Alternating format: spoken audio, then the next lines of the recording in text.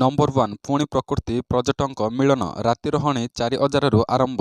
ଶୀତଦିନିଆ ପର୍ଯ୍ୟଟନର ଆକର୍ଷଣୀୟ ପର୍ବ ଇକୋ ରିଟ୍ରିଟ୍ 2024 ହେବାକୁ ଯାଉଛି ଆରମ୍ଭ।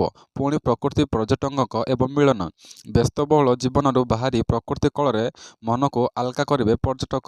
ସବୁ ବର୍ଷ ପରି ଏଥର ବି ଡିସେମ୍ବର 1ରୁ ଆରମ୍ଭ ହେଉଛି ପର୍ଯ୍ୟଟନର ଏହି ମହାପର୍ବ, ଯାହା ଦୀର୍ଘ 3 ମାସ ଧରି ରାଜ୍ୟରେ 7ଟି ପର୍ଯ୍ୟଟନ ସ୍ଥଳରେ ଚାଲିବ। ଏଥିସହ ଚଳିତ ବର୍ଷ ଇକୋ ରିଟ୍ରିଟ୍ ଦର କମିଛି।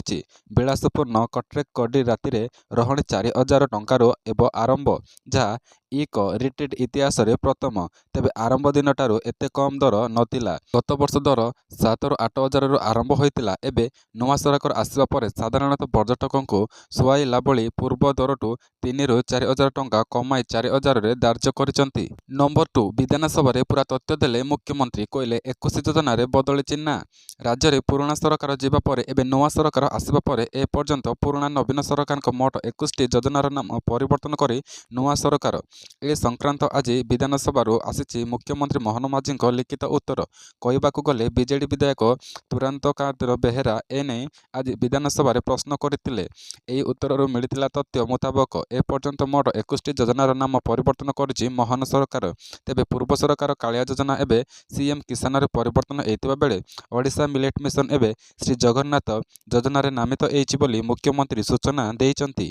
ତା ସହ ବିଜୁ ସ୍ୱାସ୍ଥ୍ୟ କଲ୍ୟାଣ ଯୋଜନା, ଗୋପବନ୍ଧୁ ଜନ ଆରୋଗ୍ୟ ଯୋଜନା, ବିଜୁ ପକ୍କା ଘର ବର୍ତ୍ତମାନ ଅନ୍ତୋଦୟ ଗୃହ ଯୋଜନାରେ ପରିବର୍ତ୍ତନ ହୋଇଛି ବୋଲି ମୋହନ ମାଝୀ ସୂଚନା ଦେଇଛନ୍ତି। ନମ୍ବର 3 ଓଡ଼ିଶାରେ 48 ଘଣ୍ଟା ରହିବେ ମୋଦି। ଜାଣନ୍ତୁ କ'ଣ ରହିଛି ସମ୍ପୂର୍ଣ୍ଣ କାର୍ଯ୍ୟକ୍ରମ। ପ୍ରଧାନମନ୍ତ୍ରୀ ନରେନ୍ଦ୍ର ମୋଦି ଆଜିରୁ 3 ଦିନିଆ ଓଡ଼ିଶା ଗସ୍ତରେ କାର୍ଯ୍ୟକ୍ରମରେ ଆସୁଛନ୍ତି। ଏଠାରେ 48 ଘଣ୍ଟିଆ ଅବସ୍ଥାପନ ସମୟରେ ପ୍ରଧାନମନ୍ତ୍ରୀ ଉଭୟ ଦଳୀୟ ଓ ସରକାରୀ କାର୍ଯ୍ୟକ୍ରମରେ ସମୀକ୍ଷା କରିବେ ବୋଲି ଜଣାପଡ଼ିଛି। ରାଜ୍ୟରେ ଏହି ସମୟ ଭିତରେ ଶାହା ମଧ୍ୟ ରହିବେ। ତେବେ ଦଳୀୟ କାର୍ଯ୍ୟକ୍ରମ ନେଇ ଭାଜପା ରାଜ୍ୟ ସଭାପତି ମନମୋହନ ସାମଲ କହିଛନ୍ତି, ବିମାନବନ୍ଦରଠାରେ ତାଙ୍କୁ ସ୍ୱାଗତ ସମ୍ବର୍ଦ୍ଧନା ଦିଆଯିବ। ସେଠାରେ ଆୟୋଜିତ ଏକ ସଭାକୁ ସମ୍ବୋଧିତ କରି ସେ ରାଜଭବନ ଆସିବେ। 6ଟା 30ରେ ଦଳର ରାଜ୍ୟ କାର୍ଯ୍ୟକୁ ଆସି ବିଭିନ୍ନ ସମୀକ୍ଷା କରିବେ। ପ୍ରଧାନମନ୍ତ୍ରୀ ରାତ୍ରି ଭୋଜନ ମଧ୍ୟ କରିବେ ବୋଲି ମନମୋହନ କହିଛନ୍ତି। ମିଳିତ ସୂଚନା ମୁତାବକ ଶାହା ମଧ୍ୟ ଏହି ଅବସରରେ ଦଳୀୟ କାର୍ଯ୍ୟକ୍ରମରେ ଉପସ୍ଥିତ ରହିପାରନ୍ତି। ନମ୍ବର 4 ବୁର୍ଲା ବିମାନସାରାରୁ ଶିଶୁ ଚୋରି ଘଟଣା 2 ଦିନ ପରେ ଉଦ୍ଧାର କଲା ପୋଲିସ। ମହିଳା ଗିରଫ। ବୁର୍ଲା ବିମାନସାରାରୁ ଚୋରି ହୋଇଥିବା ଶିଶୁପୁତ୍ର ଉଦ୍ଧାର। 2 ଦିନ ପରେ ରେଙ୍ଗାଲି ଗଣେଶନଗରରୁ ଉଦ୍ଧାର କଲା ପୋଲିସ। ଶିଶୁକୁ ଚୋରି କରିଥିବା ମହିଳା ଗିରଫ। ରାଜ୍ୟ ବାହାରକୁ ଚାଲାଣ ହେଉଥିବା ସମୟରେ ପୋଲିସ ମାଡ଼ି ବସିଲା। ବିମାନସାରାର ସ୍ତ୍ରୀ ରୋଗ ଓ ପ୍ରସ୍ତୁତି ବିଭାଗରୁ ଶିଶୁପୁତ୍ର ଚୋରି ହୋଇଥିଲା। ସୂଚନା ଅନୁସାରେ ଛତିଶଗଡ଼ ସାଇଫଲି ଅଞ୍ଚଳରୁ ଜଣେ ମହିଳା ବୁର୍ଲା ବିମାନସାରାର ସ୍ତ୍ରୀ ରୋଗ ଓ ପ୍ରସ୍ତୁତି ବିଭାଗରେ ଭର୍ତ୍ତି ହୋଇଥିଲେ। ତାଙ୍କ ଏକ ଶିଶୁପୁତ୍ର ଜନ୍ମ ହୋଇଥିଲା। ମହିଳାଙ୍କ ସହ ଶିଶୁପୁତ୍ରର ମାଉସୀ ମଧ୍ୟ ଆସିଥିଲେ। ତେବେ ସମ୍ବଲପୁର ଅଞ୍ଚଳରେ ଜଣେ ମହିଳା ଶିଶୁପୁତ୍ରକୁ ମାଉସୀଙ୍କ ସହ କଥା ହୋଇ ସମ୍ପର୍କ ବଢ଼ାଇଥିଲେ। ପରେ ଛୁଆଟି କାନ୍ଦିବା ବେଳେ ସମ୍ବଲପୁର ଅଞ୍ଚଳରେ ସମ୍ପୃକ୍ତ ମହିଳା ଜଣକ ଶିଶୁପୁତ୍ରକୁ କୋଳକୁ ନେବା ପରେ ଧୀରେ ଧୀରେ ବାହାରକୁ ଚାଲି ଆସିଥିଲେ। ନମ୍ବର 5 ଆମିଷ ଖାଦ୍ୟ ଭକ୍ଷଣ ପରେ ପ୍ରେମିକଙ୍କ ତଟା ସହି ନପାରି ଜୀବନ ହାରିଛନ୍ତି ସୃଷ୍ଟି। ମୁମ୍ବାଇରେ ଜଣେ 25 ବର୍ଷୀୟ ଏୟାର ଇଣ୍ଡିଆ ପାଇଲଟ ଆତ୍ମହତ୍ୟା କରିଥିବା ମାମଲା ସାମ୍ନାକୁ ଆସିଥିବା ବେଳେ ଏବେ ତାଙ୍କ ପରିବାର ଲୋକ ଏକ ନୂଆ ଅଭିଯୋଗ ଆଣିଛନ୍ତି। ପରିବାର ଲୋକ କହିବା ଅନୁଯାୟୀ ଏକ କାର୍ଯ୍ୟକ୍ରମରେ ମହିଳା ଜଣକ ଆମିଷ ଖାଦ୍ୟ ଭକ୍ଷଣ କରିବାକୁ ତାଙ୍କ ପ୍ରେମିକଙ୍କୁ ତାଙ୍କୁ ଥଟ୍ଟା କରିଥିଲେ। ଆମିଷ ଖାଇଥିବା କଥାକୁ ନେଇ ଦୁହିଁଙ୍କ ମଧ୍ୟରେ ଭୀଷଣ ଝଗଡ଼ା ହୋଇଥିଲା, ଯାହା ଏତେ ଆଗକୁ ବଢ଼ିଯାଇଥିଲା ଯେ ମହିଳା ଜଣକ ସେହି କଥାକୁ ନେଇ ନିଜ ଜୀବନ ହାରିବାକୁ ବି ପଛେଇ ନାହାନ୍ତି। ସୋମବାର ସକାଳେ ମୁମ୍ବାଇରେ ଆନ୍ଧେରିରେ ଥିବା ତାଙ୍କ ଭଡ଼ା ଘରେ 256 ବର୍ଷ ବୟସ୍କ ଏୟାର ଇଣ୍ଡିଆ ପାଇଲଟଙ୍କ ମୃତଦେହ ମିଳିଛି। ଘର ଲୋକଙ୍କ ଅଭିଯୋଗରୁ ଭିତ୍ତି କରି ପୁଲିସ ତାଙ୍କ 27 ବର୍ଷୀୟ ପ୍ରେମିକଙ୍କୁ ଗିରଫ କରିଛି। ନମ୍ବର 6 ଐଶ୍ୱର୍ଯ୍ୟାଙ୍କୁ ଧନ୍ୟବାଦ ଦେଲେ ଅଭିଷେକ। ଜାଣନ୍ତୁ କାହିଁକି? ବଲିଉଡ୍ ଅଭିନେତା ଅଭିଷେକ ବଚ୍ଚନ ଏବେ ତାଙ୍କ ସ୍ତ୍ରୀ ଐଶ୍ୱର୍ଯ୍ୟା ରାୟଙ୍କ ମଧ୍ୟରେ ଛାଡ଼ପତ୍ରକୁ ନେଇ ଚର୍ଚ୍ଚା ଜୋର ଧରିଛି। ନିକଟରେ ଏକ ସାକ୍ଷାତକାରରେ ଅଭିଷେକ ଐଶ୍ୱର୍ଯ୍ୟାଙ୍କୁ ଧନ୍ୟବାଦ ଜଣାଇଛନ୍ତି। ଅଭିଷେକ କହିଛନ୍ତି, ଐଶ୍ୱର୍ଯ୍ୟା ମା ହେବା ପରେ ନିଜ କ୍ୟାରିୟରରେ ଅନେକ କିଛି ବଳିଦାନ ଦେଇଛନ୍ତି। ମୁଁ ନିଜକୁ ବହୁତ ଭାଗ୍ୟମାନ ମନେ କରୁଛି ଯେ ମୋତେ ଫିଲ୍ମରେ କାମ କରିବାକୁ ସୁଯୋଗ ମିଳୁଛି। ମୁଁ ଜାଣେ ଯେ ଐଶ୍ୱର୍ଯ୍ୟା ଘରେ ରହି ଆରାଧ୍ୟା ଧ୍ୟାନ ଯତ୍ନ ନେଉଥିବା ବେଳେ ଏବଂ ଏଥିପାଇଁ ମୁଁ ତାଙ୍କୁ ଧନ୍ୟବାଦ ଦେଉଛି। ଅଭିଷେକ ଆହୁରି ମଧ୍ୟ କହିଛନ୍ତି, ମୋର ପିଲାଦିନରେ ମୁଁ କେବେ ଅନୁଭବ କରିନଥିଲି ଯେ ମୋର ପିତାମାତା ମୋ ଚାରିପାଖରେ ନାହାନ୍ତି।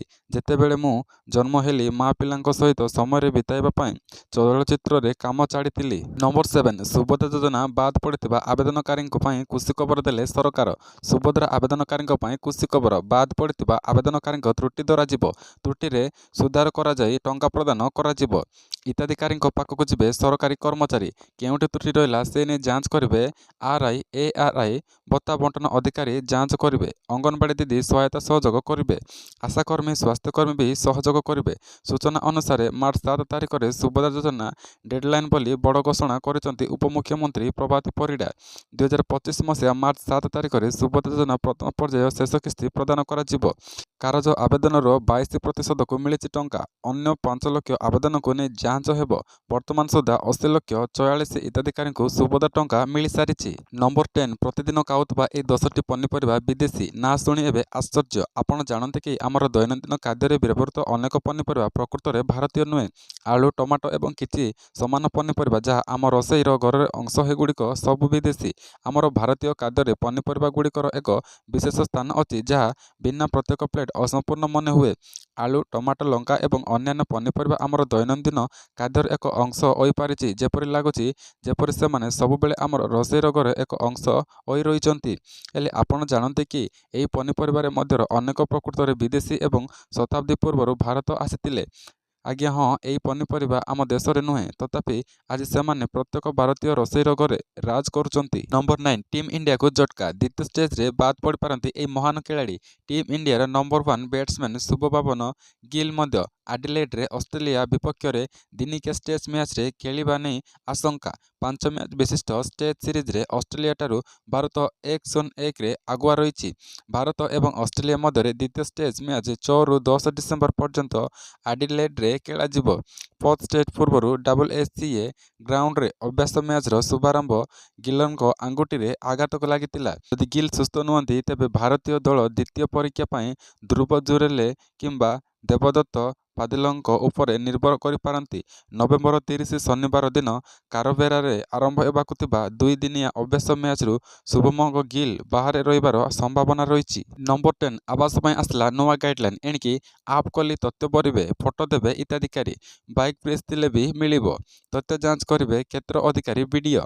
ଲୋକଙ୍କୁ ଶିଖାଇବାକୁ 2 ତାରିଖରୁ ପଞ୍ଚାୟତରେ କର୍ମଶାଳା। ବିପର୍ଯ୍ୟୟରେ ପ୍ରତିରୋଧୀ ନକା ଅନୁସାରେ ହେବ ଘର। ବାସଗୃହ ବଣ୍ଟନରେ ଏଣିକି ରାଜନୈତିକ ହସ୍ତକ୍ଷେପ କାଟୁ କରିବନି। କେହି ଚାହିଁଲେ ବି ଯୋଗ୍ୟ ହିତାଧିକାରୀଙ୍କୁ ଆବାସ ଘର ଦେବାରୁ ଅଟକାଇ ପାରିବେନି। ବ୍ଲକ କୌଣସି କର୍ମଚାରୀ, ପଞ୍ଚାୟତ ନିର୍ବାଚନ ଅଧିକାରୀ କି ସରପଞ୍ଚ ଜରିଆରେ ଆଉ ଆବାସ ସର୍ଭେ ହେବନି। ଲୋକେ ନିଜେ ନିଜେ ସର୍ଭେ କରିବେ। ଆପ୍ ଖୋଲି ଗୋଟିଏ ଗୋଟିଏ କରି ନିଜ ତଥ୍ୟ ଭରିବେ। ପୁରୁଣା ଘରର ଫଟୋ ଉଠାଇ ଅପଲୋଡ୍ କରିବେ।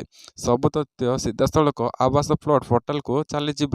ପ୍ରଧାନମନ୍ତ୍ରୀ ଆବାସ ଯୋଜନା ଘର ଦେବାକୁ ପଞ୍ଚାୟତିରାଜ ବିଭାଗ ପ୍ରସ୍ତୁତ କରିଥିବା ନୂଆ ଗାଇଡ୍ଲାଇନ୍ରେ ଏଭଳି ବ୍ୟବସ୍ଥା ଯୋଡ଼ିଛନ୍ତି। ଭିଡ଼ିଓଟି ସମ୍ପୂର୍ଣ୍ଣ ଦେଖିଥିବାରୁ ଆପଣଙ୍କୁ ବହୁତ ବହୁତ ଧନ୍ୟବାଦ।